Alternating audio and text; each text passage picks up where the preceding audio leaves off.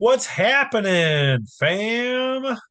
We are doing a special podcast today, only a few days away from our draft. I have the pleasure of having Dr. Sam on the podcast today because we are going to be doing an injury related podcast. So, thank you, Dr. Sam, for joining us outside of your busy surgery schedule. Yeah, I got a 30-minute window before I gotta go take out a kidney. So All right. Hopefully, it wasn't from a poor injection into a rib cage for a quarterback. So that's what I'm hoping it's not for that. But no, in all seriousness, I appreciate you coming on. And what I wanted to do with this podcast for some of us who maybe don't know as much about some of these different injuries, we often get injury updates on players, and it gives us some basic information, usually about their like, hey, they're going to be out 3 to 4 weeks and whatnot. But it's kind of basic level stuff. And I was hoping that you might be able to help us out with a little bit more. Is some of the finer details. We don't need to go deep, but what does it look like for actual recovery time when they come back? What percentage are they? Are they 80% when they come back, and then a few weeks later they're better? Like those are the kind of stuff I'd like to go through with you. So what we're gonna do is kind of go down the line of general injuries. So we'll get into a few player specifics, probably more just mentioning them, but it's really a lot more about actual just general injuries that we see. So I'm going to start you out with one because I am not a doctor, and so I don't know. First, a basic one. What is the difference between an ACL versus an MCL? great question. Your knee has four different ligaments to it: the ACL, MCL, LCL, and PCL. Okay, so the Okay. A stands for anterior cruciate ligament. The P is for posterior cruciate ligament. So those run in the front and the back like a little crisscross. Then you Okay. have your MCL, which means medial, so that's on the inside of the knee, and then the LCL, which is lateral on the outside of the knee. So typically your ACLs are going to be your non-contact injuries. So when you see somebody who kind of plants and maybe a little bit of a twist, the ACL is basically to stop the tibia and the femur from shifting so much. So that's when there's so much force because these guys are running so fast and they stick into turf with a twist, their ligament cannot hold their speed, and that's when their knee gives out, and that's the ACL tear, right? Okay. So the ACL tear is basically going to keep you out all season long. You're basically done after that, unless you're Adrian Peterson. It's a 9 to 12 month recovery Yeah. process. A little bit faster for these guys. But a lot of the stuff that you'll see in terms of fantasy football is the ACL tears. The guys that play the year after that, they don't have as much productivity as they do 2, 3 years after. So some of it is not necessarily the actual strength of the ligament because the ligament will be fully healed by like that 6 month period. But you have to go through the different training for the cutting, the jumping, all the agility and plyometrics. And a lot of that too is the confidence. So, I mean, these guys are crazy strong, so their muscles really help to protect them. But a lot of it is that kind of confidence of the cutting that a lot of people struggle with. So, whether it actually is them cutting and, feeling confident on that rather than the actual strength of the ligament. Okay. Um, So in your opinion, is it more of a mental battle in the very beginning of that? Because really their knee probably could handle it, but in their right. minds, they haven't seen that yet or felt that yet, and they got to get Right. comfortable. You gotta really trust that knee and that ligament because once it happens, you always have that kind of fear. And after a year, you get pretty confident actually using it after that second year.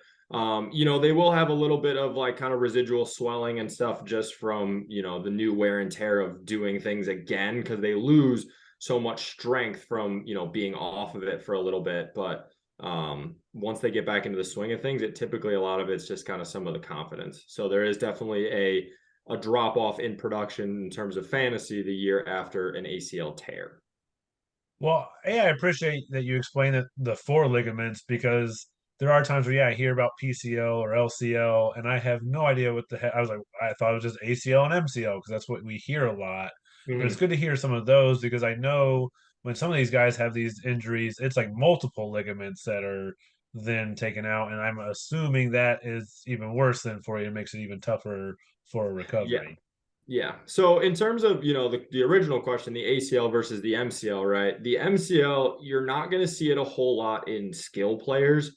That's really more of it. I say more of a lineman injury because you're really only going to get an MCL or LCL sprain or tear from a contact injury. So what we see a whole lot is, there's a lineman, big heavy dude, falls on another lineman, hits him right in the knee. You got the knee joint sitting like this, and you watch the knee go like this or like this, right? So Yeah. when that force happens, those ligaments are basically holding right here. They're holding that together, and that's when you typically see that. So when you have somebody with a massive tear, which is, they call it the unhappy triad, which is the ACL, MCL, and a meniscus. That is when you have basically somebody who had like planted and then contact came at the same time and everything kind of tore. So those are a lot Okay. longer recoveries because they have specific things that you can and cannot do for different repairs. Okay, and I had to start rubbing my knees right as you're like showing that and talking about it. Man, Yeah, it's it just that's like makes you uneasy. yeah. And I So know the we. Oh, go ahead. so typically, your MCLs, you're gonna see, if it's just a sprain, like a 2 to 4 week period of recovery. But in terms of the actual like running, cutting, jumping, that's more the ACL, that's gonna be more of that. So they may Okay. have a slight kind of drop off, but it's really more of like how bad the contact is to the knee. And so we probably focus on that more because the ACL seems like the most important ligament for these skill players that we're drafting and we're putting on our team. So Right, because that makes that's a lot of that's all sense. the stopping and like basically being able to cut and move and things like that. And I think, if I'm not mistaken, like a guy like Javante Williams had multiple ligaments that tore in his knee, and that was beginning of last year. And he's already back playing preseason and expected to play, which to me is kind of an incredible thing to have happen, considering most guys, it's at least like it seems like a year before they're even going to go out onto that field again to try. Right. And I mean, the big thing is like these guys have like the top of the top doctors and like that's all they're True. doing right now is rehabbing. So, they're getting stuff like stem cells and other things like that that are like helping them to recover. Um, but again, there is that kind of like you always hear that like 1 year drop off right after getting the surgery and everything. It's like their productivity is just not the same for a little bit. I think who was it, J.K. Dobbins for Yeah, the Ravens last year? Like you could tell he was still just like his acceleration speed, he just wasn't getting up to that like peak level yet, right. even after, getting hurt. So But he might be a guy that you're confident in for this year because I don't know, he's a year removed because didn't it happen beginning of like training camp last year or something? So mm, he's a little over a year removed now, but he could be a guy that gets stronger because you're right. And he had a similar to Javante. I think it was like multiple ligaments that happened with him too. But yeah, so yeah. let's move on in a different injury that I don't understand because I guess like I don't know what the difference is, but a high ankle sprain versus I guess a regular ankle sprain, like I don't Yeah. know what is the difference in those two. So in terms of a regular ankle sprain, right? That's just like walking down the street, the ankle goes like that, Yeah, and that's what I you know. feel I know right, I you know feel the that a lot. swelling and all that stuff. So your ankle is surrounded by ligaments on both sides, right? So typically the most typical type of ankle sprain is an inversion sprain, which is when your ankle moves inwards. So when you kind of roll to the outside of your ankle, right? Okay. There's more mobility that way as opposed to an inversion, which is out the other direction. So that's not quite as common. So a typical inversion ankle sprain, when somebody just rolls their ankle, we think of like basketball players a lot Yep. when they just roll on it. That's going to typically be like a 1 to 3 week type thing, depending on how bad it is.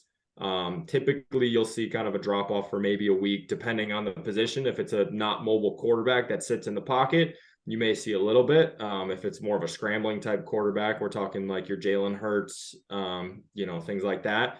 They might have a little less giddy up and a little less cutting speed.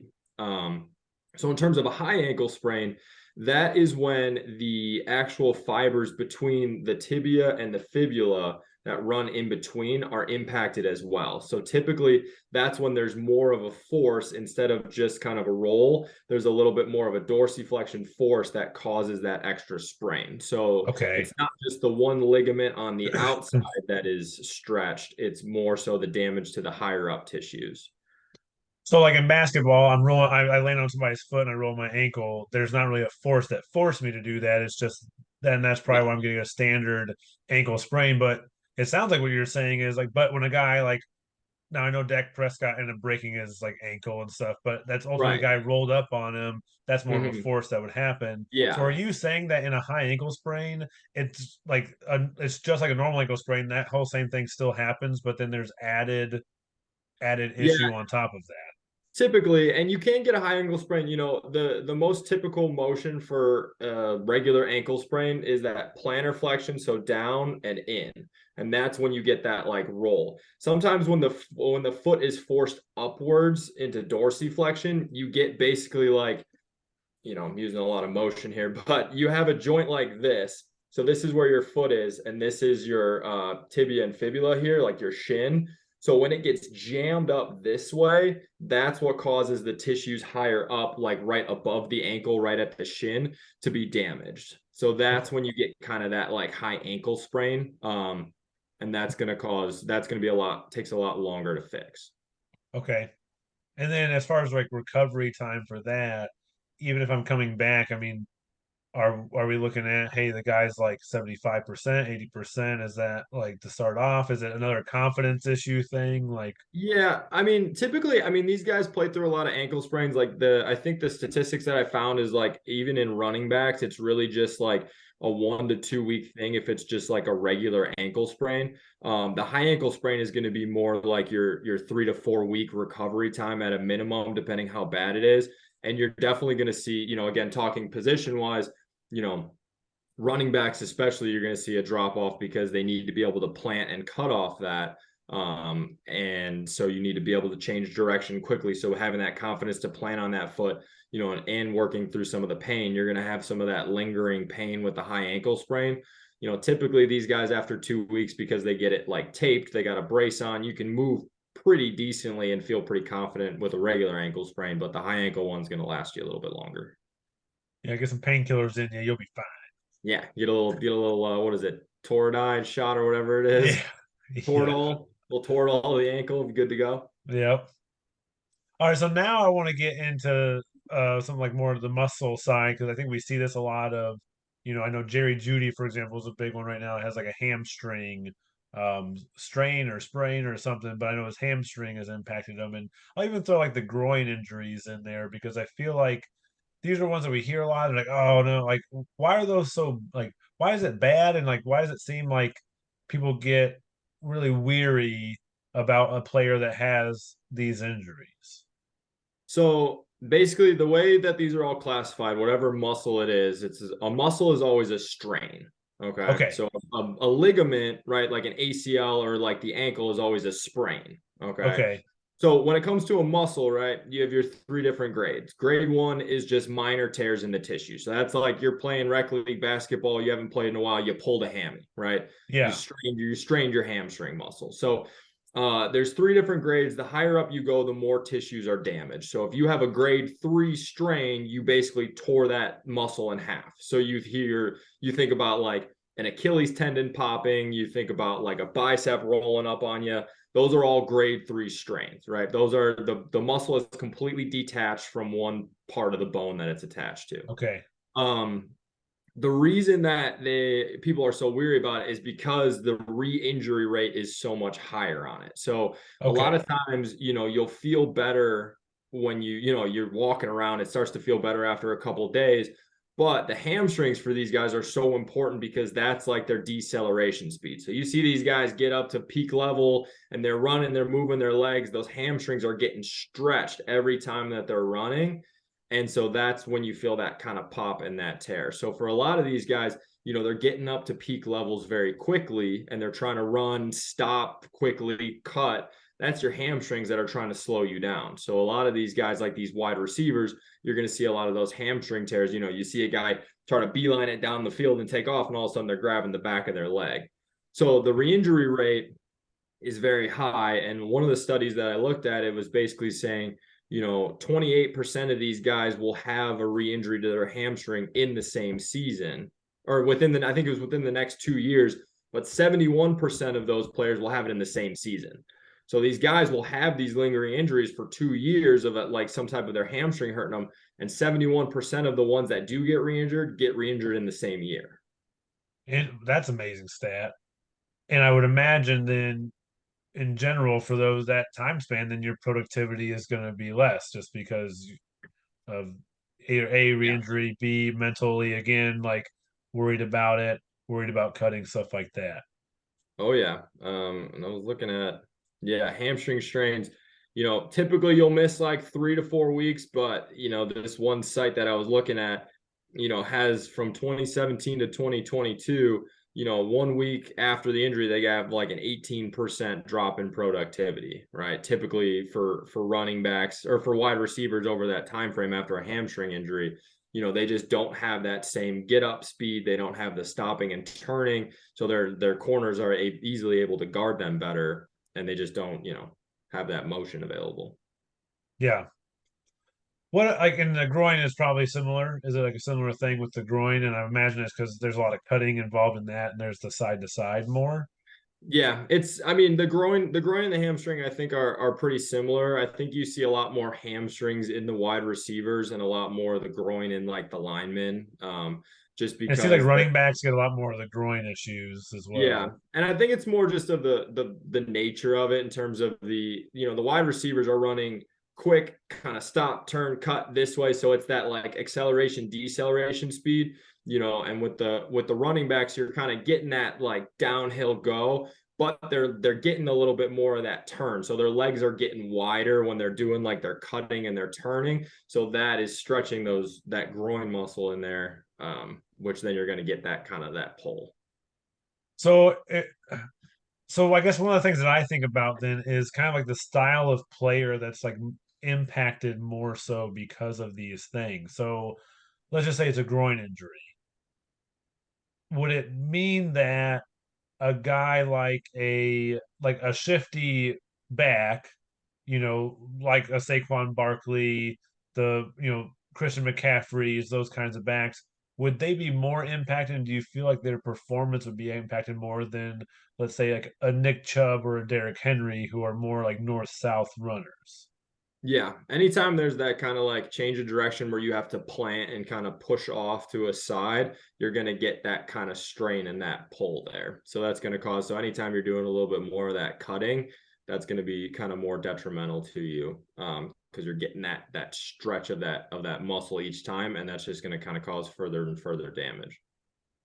Well, and I think that's just good to know because when I think about those kinds of injuries, re-injury rate, performance, like what do they look like on the field, and at that point too, thinking about the style of player that person is might give you a better idea also of where they land within that average. Meaning, okay, the average is 20%, decrease, but a Derrick Henry might be more like 10%, whereas one of these shiftier backs might be more like 25 to 30%.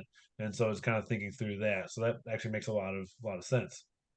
Um, I'll touch on it briefly because I think it's an interesting one that we're seeing a lot more now. The Achilles, like the Achilles tendon, is a big one that's kind of come up more lately because it used to be the death knell. Like that was like if that happened to you, your career was done basically.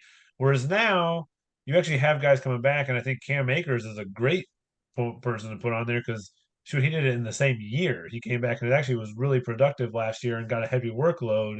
But another player I think about was like might not be as relevant in our league. He kind of is, but he's a backup running back for the Bears of Deonta Foreman.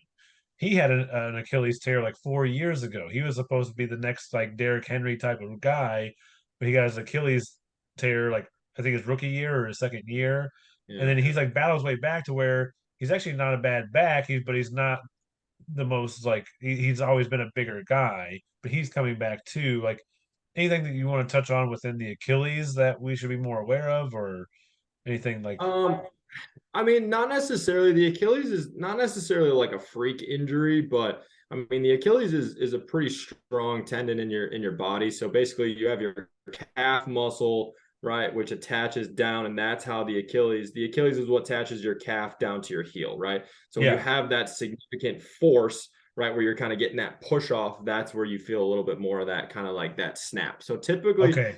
Achilles like really aren't too frequent because like they're more of kind of like a freak injury type thing. You look at like Clay Thompson or Kobe Bryant, stuff like that. Like those guys never really had any type of problems in the past. It just kind of like happened. So you're Yeah. definitely going to see a big decrease in production, probably typically for probably the same as like the ACL, because your Achilles is everything you need for the push off. So anytime you think about doing a calf raise, you think about doing a jump, that's your Achilles right there. You're getting that power from doing that push and that jump. So just in terms of like explosiveness, you're going to have a big drop off in explosiveness, the same as if you were to strain your calf muscle. You're going to not be able to have that like explosive power of being able to push and plant and move because of your calf. Okay. No, that makes a lot of sense. So then I would imagine again, if you're a guy where acceleration has been your one of your keys to success in the NFL, that's going to be heavily impacted if you don't have that push off anymore. Um, we'll kind of slightly move away from some injuries, unless there's another injury I haven't touched on that's more like body related. I just had a couple on here, especially with Terry McLaurin right now going through the turf toe. Turf toe seems to be one that kind of lingers Yeah, for a that's long a good time. point. Yep. So basically, what turf toe is when your big toe basically gets hyperextended upwards. So you see it. I think for Terry McLaurin, he was getting dragged down, and somebody was kind of falling on him as he was coming forward. So Okay. you got your foot here, here's your big toe, and it basically gets stretched way up like that. So you have a lot of fascia and a plate underneath your foot, which allows that joint to do the motion. So when it gets overstretched, that's when you get that pain. So typically they'll Is anything tearing or doing anything at that point? Is that there's what's a there's happening? a Is it plantar, yeah. So there's a plantar plate under there that basically like if this is your joint, although so basically look at it this way. If this is your big toe and the big toe goes up like this when you raise your big toe, there's a plate underneath here, which it's not like a metal plate or anything. It's yeah. just like a fascial plane. So when it gets overstretched, it can actually tear, and you'd have to get surgery on it. Okay. But for a lot of these guys, it just gets overstretched. And so that's why every time that you take a step, you don't really think about it, but your big toe has to have a lot of motion going upwards in order for you to take a step. So a lot of people, like if you've ever had any type of foot surgery and you're in a boot or cast and you don't move your big toe, you can actually lose a lot of that range of motion quickly. And it's really hard to get down the stairs because your toe has to be able to bend. So it's the same thing when Okay. you're running. The toe is like the last thing on the ground when you do that push. So that's why a lot of those guys have like a lot of pain and they're not as productive because there's just so much pain every time they're going to take that step and every time Sure. they're going to push off. Um, so Interesting. typically, turf toe is like a 28-day, 4-week type thing, depending on how bad it is. Again, everything's kind of graded on that scale of, is there just some damage? So I think in like, I know we're not getting specific, but they did an MRI on Terry McLaurin and it looked like his was minor. So he's typically probably going to miss about 4 weeks. And then just depending on re-aggravation of that, which there is a little bit higher of an aggravation rate because you are pushing off it all the time. So sometimes you'll Sure. see those guys in like a boot just so that they don't move that toe so much when they're walking around. Okay. That's something I didn't. I never really understood what turf toe was, and it was so funny because they call it turf toe. And when it was happening a lot, when it was big, it was like dome. I remember it was like AstroTurf, and they would always complain about that being one of the main issues for turf toe. It, Yeah, I think it's just because it's not as it's a, forgiving. yeah, So it's like when you step and you plant on it, like when you plant on grass, obviously like there's a little bit of that spongy type factor to it, but when you're planting on that, it's like it's giving you that kind of, because it's all the rubber, it's giving you that recoil. So there's a lot more strain kind of placed on those on your feet. that makes a lot of sense. Um, Well, Other than that, I mean, the other thing is just, concussions are yeah, going that's what I around. wanted to touch on was concussions Oh, now, like, and kind of get into that too. But we see it a lot, obviously, in general. Tua is like a Tua is like a really, I guess, not an outlier case, I don't think at all, but I think he's one that we can all look at and say yeah, what? How many concussions did he have last year? Like It was three, at least four? two. It was It felt like more. It felt like it felt yeah, like he had even more because it became a thing of like, man, if this guy gets one more, he's got to be done, you know. oh yeah, But yeah, when it comes to the concussion, again, I mean, my my ignorance just comes to like, well, I know if you get concussed, like the further away you are from the concussion, the better. But some of these guys come back after the week, or they come back, you know, they might sit a week and then come back 2 weeks later.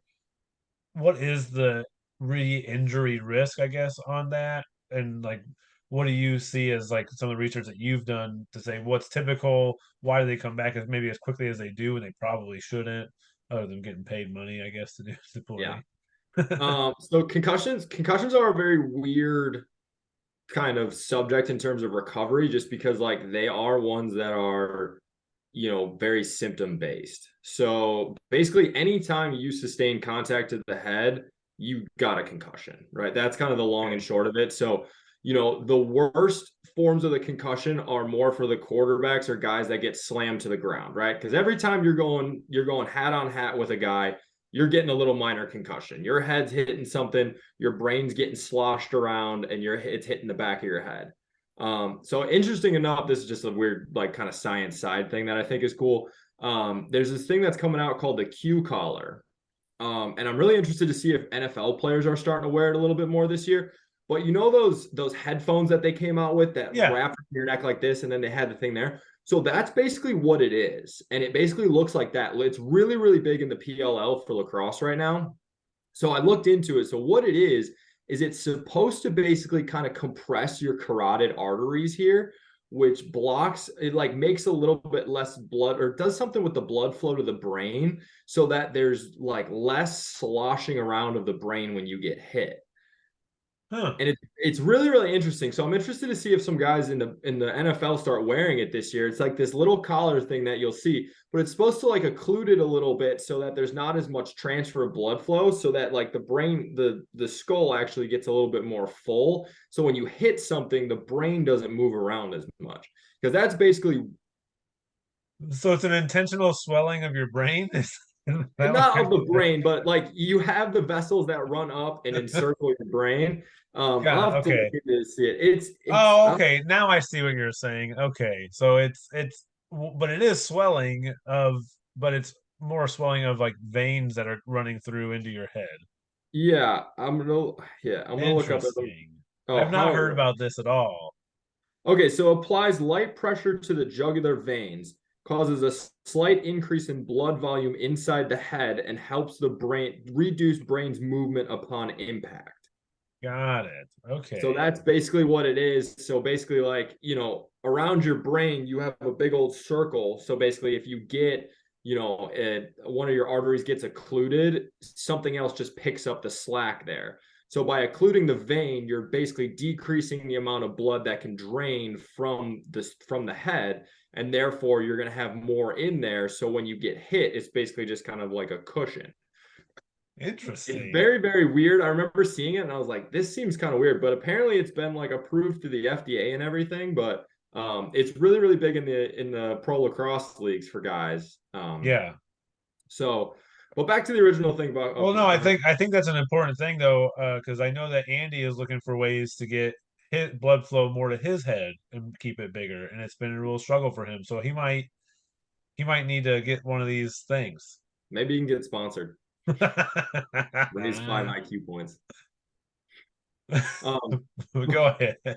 but back to just concussions in general, right? You're gonna see your worst kind of symptoms are gonna come hit counter hit. So like somebody gets a helmet on a helmet and then that guy hits the ground, because now your brain's getting sloshed one way and it's getting sloshed the other. So Okay. they're basically, if there's any type of loss of consciousness, that's definitely an indicator that there's going to be a lot worse of a progression. It's going to take a lot longer for these guys to come back, right? Okay.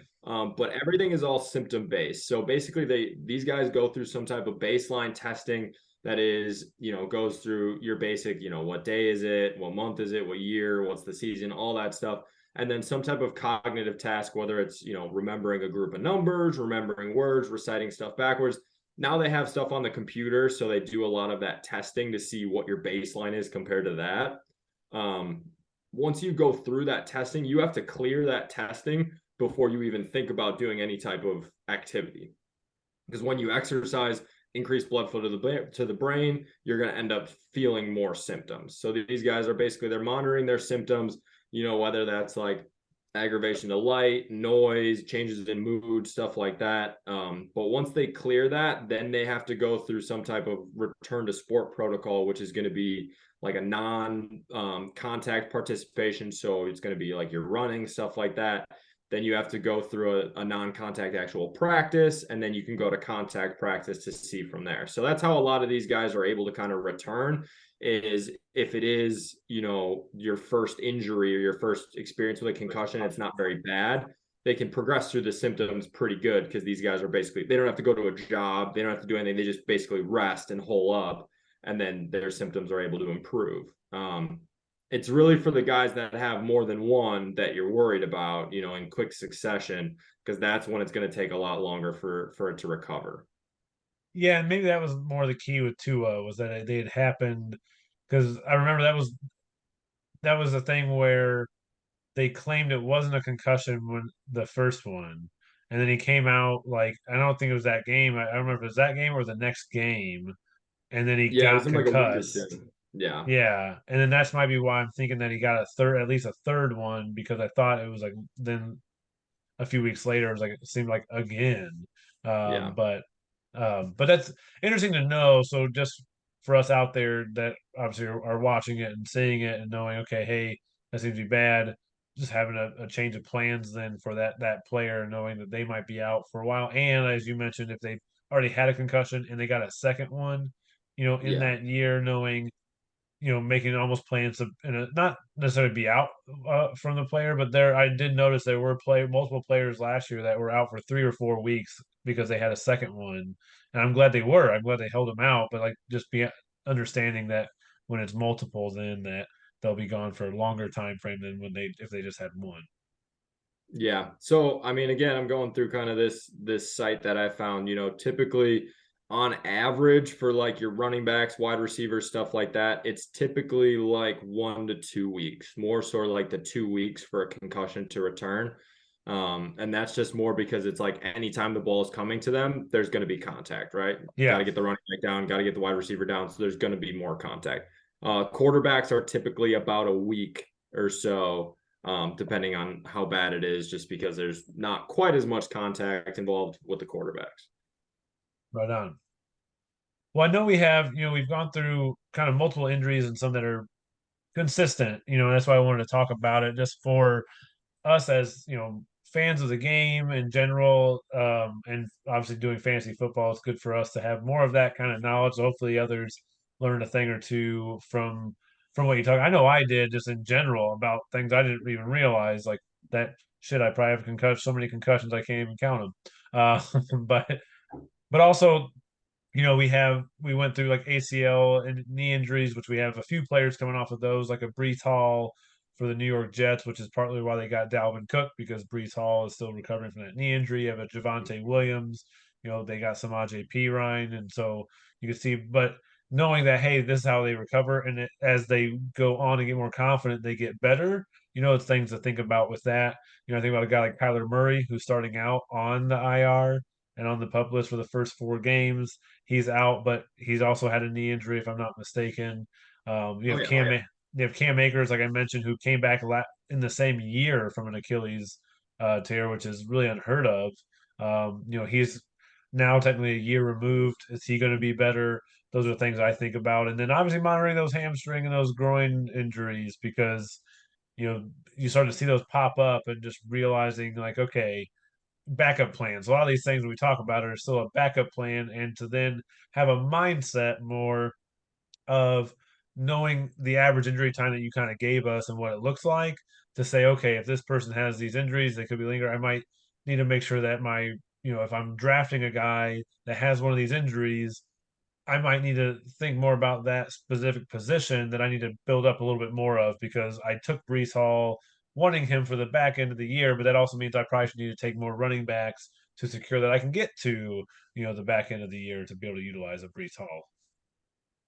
Yeah, and I think one thing is like you're always going to hear from like the teams that like their progress like it's looking optimistic, right? You're always going to hear that like cuz they don't want to say, "Oh no, this guy's behind in his recovery," right? So one thing that I was texting you about was like, we were talking about Jackson Smith and Jigba in terms of like his hand and the surgery and everything. It's like, they were like, "Oh, he'll be ready by like week 2." And it's like, "Well, it's like a 6-week injury." It's like, that's still like, Yeah. yeah, he may be ready, but like what's his productivity going to be like and things like that. So and I think, correct me if I'm wrong, but like if you put a guy on your pup list like in the NFL, it's a minimum, isn't it? Oh, it's always 4 weeks, right? Yeah, it's 4 weeks. Yeah. So there's So that's short term something, IR, and then there's like right? regular like injury reserve, which is out for the season. Right. So that's always something to look at too, in terms of like when you hear that come across is like, okay, like does this, okay, he's on like short-term IR, he's on the pup list. Okay, well, he may come back in 4 weeks. And then you're looking at the productivity after that. So, whether it's like a hamstring or whether if it's an high ankle sprain, you're looking at things like that. Okay, what's the chance of re-injury? Well, typically a hamstring is going to be a higher re-injury rate than a high ankle sprain because again, that's more of kind of that like freak incident where it rolled on you as opposed to like the hamstring happened because of some sort of muscle imbalance. So that's where you True. can then look at your fantasy list and be like, okay, can I get a guy on the waiver wire that I can use for 4 weeks until I know this guy's coming back, or should I then look to make a trade for some to fill my now need if this guy's going to be out for 6 to 7 weeks? So that's something to think about in terms of like when you hear pup list or something like that, it's at least going to be 4 weeks. Yeah, you make some good points there. And the last point that I would just make is also watching what the team is doing. Reading the tea leaves, as they would say, as far as guy gets hurt, are they all of a sudden like looking for to sign wide receivers now? Like, and if that's the case, that oftentimes to me means bad news because teams aren't depending on, I guess it depends on the time of year. Maybe they're at the playoff hunt and they're not quite there, and so they need to pick up a guy. But oftentimes the team's not going to go out and trade for that position or sign somebody like a big name or sign somebody into that position if they're also not worried that this person is not going to come back like they need them to. So to Right. me, also paying attention to what that specific team is doing in their roster moves to then know, should I feel secure with this or not? So that's always, unless it's the Indianapolis Colts, and don't fucking pay attention to any moves they make because they don't know what the fuck they're doing. Exactly. Yeah. I thought the other interesting thing that I found in this article, and I texted it to you. So if you want to like when you release this, like text it into the chat Sure. or whatnot, so people can look at it. It's got from 2017 to 2022. It goes through like all the different position groups, kind of like basically expanding on what we talked about in terms of like fantasy production, 1 week, 3 weeks. What's the actual re-injury rates? Because we could regurgitate all that stuff and nobody's going to remember it anyways. But like at least this, you'll have some kind of cheat sheet. But in terms of, you get the questionable versus doubtful tag when you're looking at your list, the Q versus the D, right? So this one said 71.1% of players with the questionable tag did end up playing, but 94.3% of players with the doubtful tag did not. Oh, if it says doubtful, I assume they literally are not playing. I don't even consider Right. But it. about 70% of the players with a questionable tag did end up playing. So that's Which is kind of interesting. yeah, so that's something to kind of look at in terms of, when you're looking at your stuff getting set up, and But this with is the over. doubt, I want to know further with the doubtful tag of those 5.5%, how productive were they? Because like I Oh always think yeah. if like your list is doubtful and yet you still play, unless you're like a Dalvin Cook. Because I remember Dalvin Cook hurt me bad. Like, what was it, 2 years ago in his shoulder game where he had to like get that bionic shoulder thing put on him, Oh and yeah. then he ran Yeah. for like 200 yards and like 2 touch. I benched him because I was like, he's doubtful and they're just gonna throw him out here. Like, no way. And he just crushed it. And I was like, I was Yeah. sick to my stomach. Oh yeah. That'll always happen. Yeah. That's just But fantasy football. Dr. Sam, I've enjoyed having you on here, and I'm just gonna throw it out there, man. I think like every week we should have like an injury update from Dr. Sam. Yeah, I'm down. All right, all I'll check right, I'll we check are my in. surgery. I'll check my surgery schedules and let you know. Yeah, and I can make it flexible. So yeah, whatever we do, but we'll make sure we get Dr. Sam, the injury update expert, on each and every week, delivering you all the injury updates and helping you with your fantasy teams to know what to do to not beat him. Well, depends. If I'm playing like Zach the next week, then like his whole team is going to be like, oh, doubtful, doubtful, doubtful. Exactly. But again, thank you for coming on. I appreciate it. This has been very informative. And we look forward to the draft coming up Sunday, 6:30 p.m. Central Time is when it starts. That's 7:30 p.m. Eastern is when the actual draft clock starts. Your order will be determined an hour beforehand. It's automatic, so it's by the system. So hop on an hour early if you want to prepare for your draft and see where you're actually drafting.